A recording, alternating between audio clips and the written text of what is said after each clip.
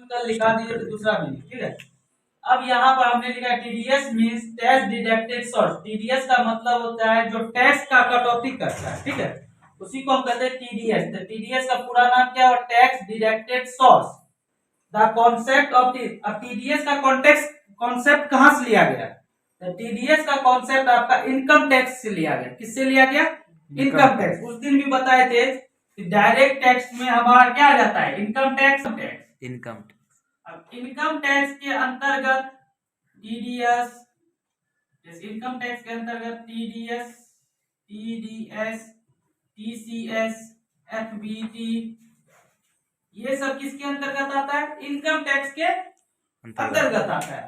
तो टीडीएस का कॉन्सेप्ट कहां से लिया गया था? इनकम टैक्स से लिया गया था। कब लिया था? 1961 में, with the objective of deducting the tax of an income at the source of income. कहने का मतलब जो आपका सोर्स इनकम का स्रोत है, जो आपका इनकम का स्रोत है, उस पर जो टैक्स कटा, उस पर जो आपका टैक्स लगा, उसी को कहते हैं TDS. It is the one of the method collecting the income tax which ensure regular flow and revenue to the government। सिर्फ एक ही मेथड है जिससे आप इनकम टैक्स क्या करता है? अपना पैसा प्राप्त करता है। आपको क्या आपसे पैसा काटता है और इनकम टैक्स गवर्नमेंट क्या करते हैं? उस पैसे को लेते। अब गवर्नमेंट में कौन गवर्नमेंट ये पैसा लेता है? तो फाइनेंस मिनिस्टर के पास ये पैसा जाता है, ठीक है।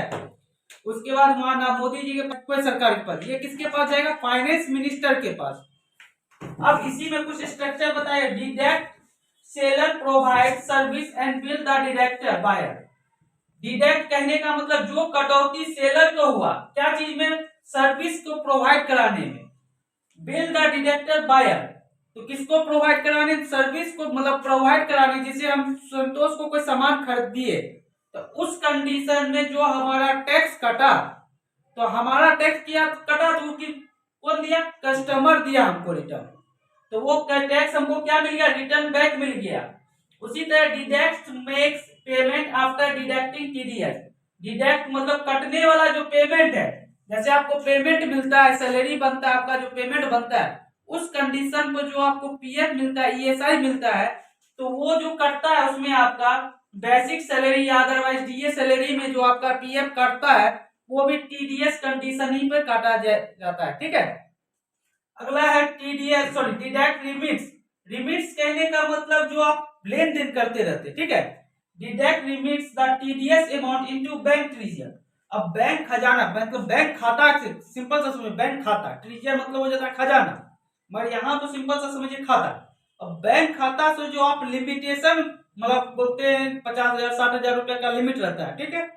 अब उससे ज्यादा आप जहां पैसा को ट्रांजेक्शन करते हैं, तो उस कंडीशन में आपका, जैसे मान चलिए 2% आपका बैंक खाता पैसा काट रहा है, ठीक है, अकाउंट से कटौती हो रहा है। अब जैसे ट्रांजेक्शन ओवर ट्रांजेक्शन हो जाता है, तो वो क्या करता है?